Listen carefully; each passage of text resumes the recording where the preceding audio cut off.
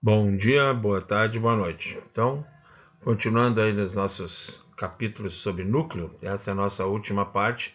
Eu quis dar um destaque ao trazer algumas características dos neutrófilos, tá? Então a gente também dividiu em duas partes, né, para ficar mais palatável, tá? Então, vamos lá. Então, eu vou continuar aqui com a pergunta, né, que sempre aparece, por que o neutrófilo não tem o núcleo do linfócito? Então, a questão citológica é óbvia, mas por quê, né? Então a gente já está tendo essa ideia, tá? Então aqui algumas características básicas, não vamos entrar em tanto detalhe, né? Tá? Mas assim, ó, a própria cromatina dos lóbulos dos neutrófilos, elas têm áreas que têm mais e áreas que têm menos, tá? As periféricas então tem menos e as centrais têm mais. Então por isso que a gente enxerga no neutrófilo, o bastão um pouquinho também, que às vezes tem umas partezinhas bem mais escuras e outras mais claras, tá? Exatamente isso aí, certo? Então, vejam a característica que é, né, desse núcleo aí. E também tem uma razão, a gente vai ver depois. O número de lóbulos e posição quanto à localização dos ovos são constantes para cada linhagem de neutrófilo, tá? Então, cada clone vai ter, por exemplo, assim, a sua característica de lóbulo e posição, tá? Isso aí e é bem importante. Agora, o que mais, isso é secundário. O que mais importa isso é que o fato de eu ser lobulado, isso facilita a minha migração. Ou seja, aqui não é nem a questão da migração propriamente dita, aqui é a questão de eu andar mesmo, fazer o rolling, tá? Ou seja, eu me movimentar, eu ter flexibilidade, eu ser ágil, tá? Então, a função da lobulação é essa, certo? Por quê? Porque a minha função é de fagocitose, eu tenho que andar, eu tenho que, entre aspas, caçar e eu tenho que prender. Então, eu preciso ter flexibilidade, diferente de um linfócito que não vai fazer isso, né? Não vai fazer isso. O neutrófilo faz essa caça, vamos dizer, isso em certos ambientes. O monócito não vai em todos os ambientes, certo? Então, tem outra característica. Mesma coisa também. O linfócito não vai em todos os ambientes que vai o neutrófilo. Então, por isso que cada célula tem sua característica. Então, por isso que o núcleo ajuda a isso, certo? Aí depois aqui, algumas proteínas lá que ajudam, né? Sempre lembrando que essa laminina B é bem importante para a estrutura da membrana celular, lembrando lá do smooth cell, da leucemia linfóide crônica, né? Está envolvido com isso aqui. Então, a função dela principal aqui é proteger contra danos mecânicos, tá? Então, é bem importante isso aqui. Quer dizer que o neutrófilo, obviamente, vai tomar pancada, né? Aonde ele estiver lá, porque ele vai no lugar onde, entre aspas, as coisas estão piores, né? Então, por isso que ele tem que ter alguma proteção extra, tá? Então, isso aí é bem, bem, bem importante.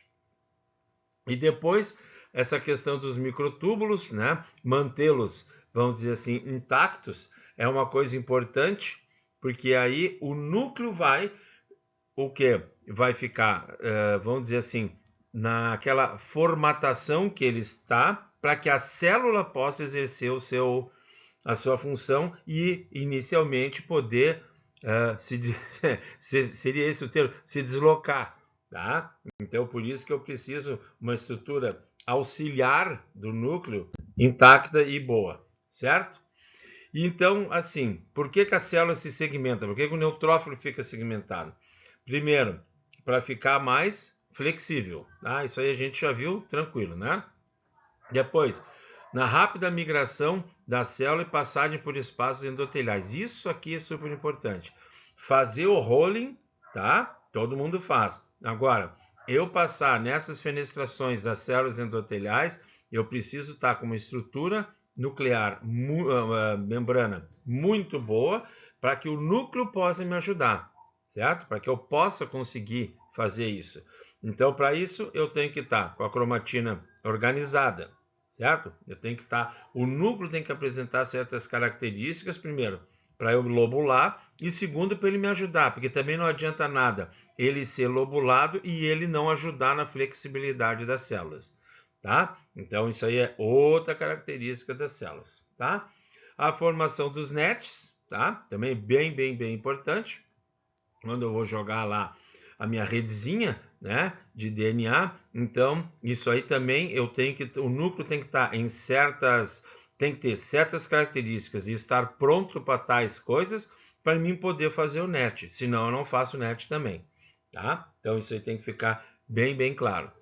Neutrófilos se deformam para passar por canais estreitos e após retornar à forma arredondada. Então isso aqui é super importante, tá? Então vejam, olha só, que interessante. Vamos fazer uma analogia rápida aqui. A hemácia. A membrana da hemácia não tem nada a ver com a membrana do neutrófilo. Pois é, mas algumas coisas eles têm em comum, né? Que é a actina. Então, então eu preciso ter esse grau de deformabilidade, né? Porque eu tenho que ficar de um jeito e depois voltar para o outro, porque não adianta nada eu ficar numa forma, por exemplo, de um palito. Não adianta nada. E depois eu tenho que voltar para essa forma arredondada. Lembrando 3D, né? 3D. Lembra que eu estou no vaso, que eu estou no tecido, né? Então isso aí tem que ficar bem claro também, certo? E o que significa, então, o fato de eu estar segmentado, tá? Então, para que serve? Então, vou ler um por um aqui porque é importante.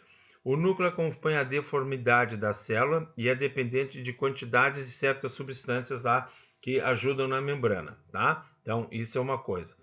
Os filamentos entre os lóbulos têm a função de tração, pois como um lóbulo passou, o outro exerce a função de ligação por ter uma área menor, diminui seu atrito e puxa. Então, o que é isso? Então, quando um pedaço da célula passou, um pedaço do núcleo passou, mas eu tenho que puxar o resto das outros lóbulos. Faz de conta, tá? Só para ficar mais didático. Um lóbulo passou, eu tenho 3.